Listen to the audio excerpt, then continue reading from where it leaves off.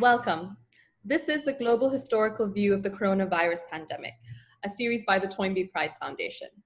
Living through historically unprecedented times has strengthened the Toynbee Prize Foundation's commitment to thinking globally about history and to representing that perspective in the public sphere.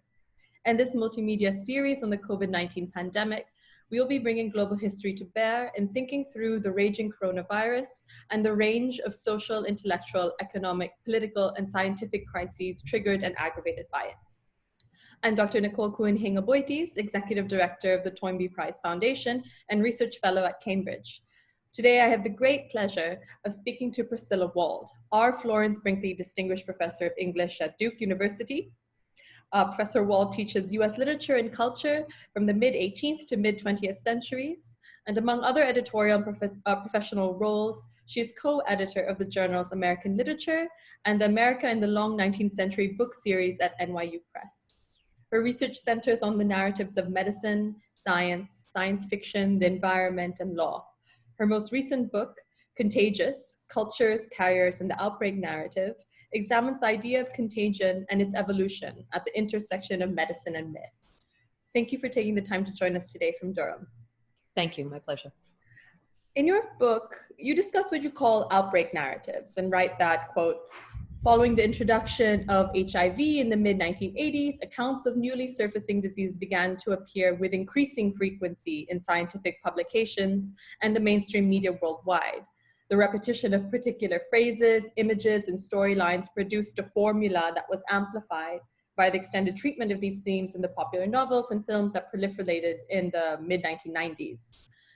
Collectively, they drew out what was implicit in all of the counts, a fascination not just with the novelty and danger of the microbes, but also with the changing social formations of a shrinking world, end quote. I was thinking that there's also an interplay of the ancient and the novel in our outbreak narratives. On the one hand, there's the gravitas of the ancient phenomenon of the plague and its semantics, while on the other, the threat of the unprecedented, the novel and its unknowns. We're told over and over that the COVID-19 isn't just your regular coronavirus, it's a new one you don't know about. And I was wondering if you could discuss what roles the historical or the past plays alongside the novel in our outbreak narratives. I think that's a great question. And I think you're absolutely right. The microbe may be novel with respect to the human population, but this is an old story. And if you go back to classical literature, plagues were always about how the chaos in the natural order was telling us something important about the disorder in the social order. And there are so many ways that I can connect the old and the new, but I think that's a really important one right now because this pandemic has highlighted a very broken system, certainly nationally in the US, but also globally. It has highlighted the inequities that many of us know are there, but I think they've become more visible to more people in the world. So which populations are more adversely affected than which others? Which cultures are more susceptible to the spread of this disease than others, and why? And I think that thinking about using, well, I don't want to say using the natural world to read the social world, but thinking about what the natural world and the chaos in the natural world, or something new in the natural world, and again, it's not, the pandemic's not new, but the microbe can tell us about our social disorders is really important. Another thing that I've noticed about the pandemic is the almost, I don't even, the ritualized way in which people have responded to the public health message. And I think, and now I'm going to talk about the US because that's what I've been observing. I think the public health message has been extremely important. Thinking about the ways in which contagion is an analog for being human, by which I mean we are all social beings. We really need each other. We're in constant contact with each other, and we also pose dangers to each other. That's the human condition, and contagion really functions as an analog for that. And so the public health measures of, sheltering in place, wearing masks, being aware of your responsibility to other people, being aware that you might be a carrier and not know it, taking care of other people. I think those are really important messages. And also how to keep yourself safe, the mask, wash your hands, things like that. But what I've noticed is these have become almost superstitious and ritualized for a lot of people that I'm seeing. So people I know who in their own houses touch their face will quickly go and wash their hands when there's no reason to do that if you and one other person or three other, whoever you're in contact with anyway in your house are the only people who have been in your house and nobody's brought anything in from outside. You don't have to wash your hands every time you touch your face. And so I get why that happens, and again, I think this is a connection between the ancient and the new, where there's a religious aspect in the classical literature to the plagues. It's a message from the gods. You've done something wrong. And I think that carries over in really interesting ways. Relatedly, I understand that one of your current research questions centers on what is the human being, and how have science or scientific and technological innovations or trajectories constructed its conceptions. And I was wondering if you could expand on what you just said a little bit to talk about how the human being is being constructed within the coronavirus discourse in the US. That's a great question, and actually not one I particularly thought of. What I'm looking at in my current book is the ways in which information in genetics and political exigencies following 2 world wars changed the way people were thinking about the notion of the human and humanity, and with what consequences. How are we making the human sacred in new ways? How are we thinking about life in new ways? So I should be thinking about that in relation to the coronavirus, but I'm not sure I've really grasped it. And part of the reason, I will have something of an answer, but part of the reason is that this narrative is ongoing. It's not over. I'm planning to teach a class next year where I have my students look at the previous outbreak narratives of recent years, Ebola, avian flu, whatever, and try to think about how they see an emerging narrative with the coronavirus and how they might change it. So if I think about, just off the top of my head, if I think about connecting politics and science in the way I'm trying to do this, I would actually look at the huge protests that are going on worldwide about structural racism that were triggered, right? The match in the already simmering flames, but the match that triggered this, of course, was the police murder of George Floyd, a Black man in Minneapolis, Minnesota. And the massive protests that have happened are, of course, in response to that horrific killing, but because that horrific killing, which was caught on tape, can stand in for all of the other ones as well, because the disease itself, the pandemic, has shown up the inequities that certain lives are certain lives are consistently valued more than others. Right.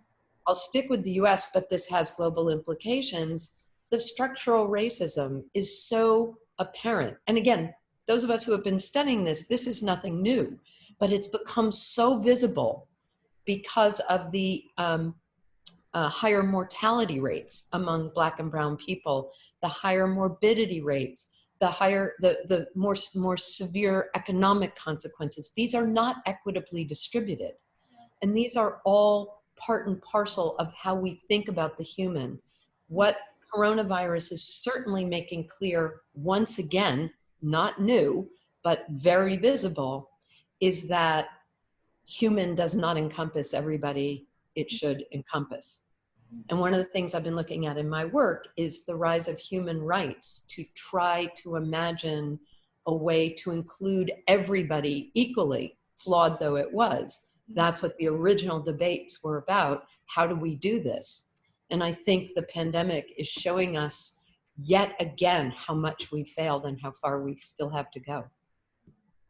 How would you read the media or health policy focus on the individual body versus the body politic in the American discourse on the virus? So that's always an interesting question. If you think about, if you get the statistics of the number of people that died in bubonic plague pandemics, let's say, we don't really, it doesn't really sink in what that means. It's far enough in time and abstract enough that we may have a moment of that's horrible, but it doesn't have the tragic implications that even watching one death does in this pandemic. And we are getting treated constantly in the news to these vast numbers of people that are dying. And I think that is overwhelming for people to think about. And so the media has, of course, tried to personalize it. They name the names, they give bios, they tell stories of people who have tragically died. But of course, in the process of doing that, you are once again valuing some lives more than others. Is it more tragic that someone died heroically on the front lines versus someone who was nursing their family at home, right? But whose story is getting told and whose isn't? And so I think that we have to think in many ways about the way we understand and value lives and about how to take account of the vast numbers of deaths, their implications, all of the other consequences that will flow from this pandemic. And I have to say one hopeful thing here. My hope is that the magnitude of this tragedy in all of its ramifications will really resonate as broadly as the protests I'm watching seem to suggest, and that we won't talk about returning to normal, but we will finally once and for all say, we cannot sustain these inequities. We cannot sustain everything from these income distributions that are so inequitable to the inequitable way we value lives. We have to change structurally. These are systemic structural problems. My hope is that this tragedy, this horror that we're living through will have that effect. Will it? I don't know. I was thinking when you're talking about normalizing, there is this talk of sort of return and of going back to normal. And I was wondering what other close reading analyses of the media's portrayal of the crisis can be made in terms of the use of language. For example, Sheila Jasanoff has commented on the visual language globally employed regarding flattening the curve and how that's distinct from that used during the AIDS epidemic. And I was wondering if there are other sort of tropes that you see emerging in the discourse around the coronavirus. I don't know that they're emerging. They seem to me pretty standard. And flattening the curve is maybe a new vocabulary. I've heard it before.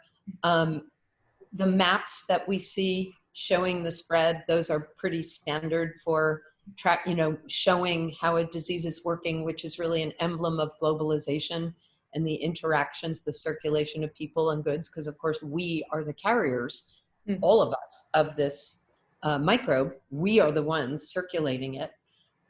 There's a epidemiologist who calls it engineer. We're traffic engineers, and the microbe is our cargo. So I think I find it pretty standard. I do think about how data is being used. And again, what I'm interested in is something that isn't brand new, but feels more present and urgent. And that is the inequity. I keep repeating myself, but it's really what's on my mind. The statistics of inequitability. So we have the data, a flattened curve. Okay, let me start by saying, and Sheila Jasanoff makes this point, it's an STS point, right? Data doesn't exist in isolation. Yeah. Data is part of a narrative. What you decide to collect, how you decide to read it, how you decide to present it, all of those things are culturally, politically, and so on determined. So what does it mean if a curve is flattening? We are meant to take that as good news. We do keep getting reminded that the numbers are still horrifyingly high, but it shows that we're making some kind of progress. But the question is, when the curve is flattening in some places, why? Are people wearing masks or not wearing masks?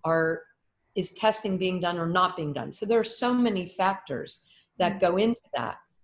And I think there's a kind of danger in people celebrating too much what that means. I do think that the media I watch is somewhat trying to be careful about that. Again, more important to me though, are the inequitable statistics. As I said, higher rates of Black and brown morbidity and mortality. And those are the things that I'm hearing more pronounced than I've heard them in the past. And I find them very important. And they are, of course, getting even more underscored with all the protests. So I am hopeful that that's going to be an object lesson for people, that narrative of inequity will finally register with a majority and not just people who have been screaming it feels into the void for many years. I hope so. Alongside that vision of disparity, you wrote in the afterword to Contagionism and Contagious Diseases that Contagion articulates a worldview, an ecological understanding of the interconnections of society. And I was wondering, what's the ecological sort of vision of interconnection within this pandemic or this contagion? So one of the things I keep hearing is we're at war with our microbe.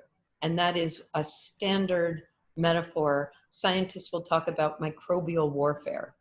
And there are some reasons to talk about wartime conditions, but it's also tremendously misleading.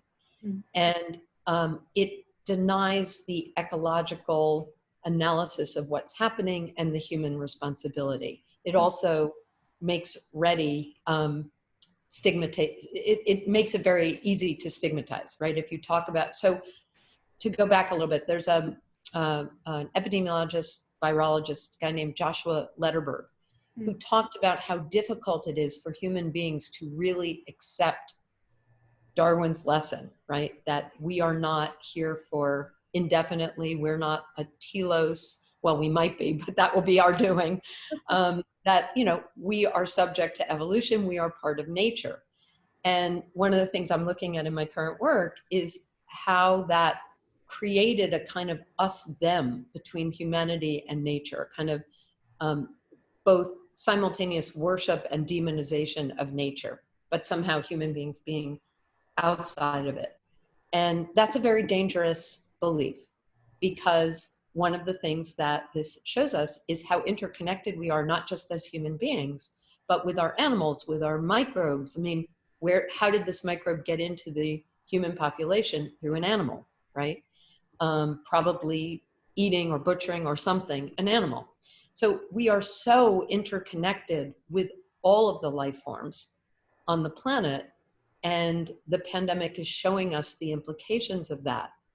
If we make a microbe, if we animate a microbe and make it the enemy, so, you know, the immediate consequence, as I said, is you can kind of stigmatize a population, right? This is the enemy and it's coming from China, so, you know, we're going to beat up Asian people in the streets in the US. Horrifying. But another implication of that is we deny our responsibility for creating the conditions that have allowed this to circulate. So how do we live better with our microbes? We need to understand our place in an ecological system and the consequences of how we're dealing with our environment in order to understand how we are producing the conditions, right? So the microbe is there. It somehow finds its way into a human body. It may or may not produce symptoms and disease. It does not produce a pandemic. We do. Yeah. Our actions do.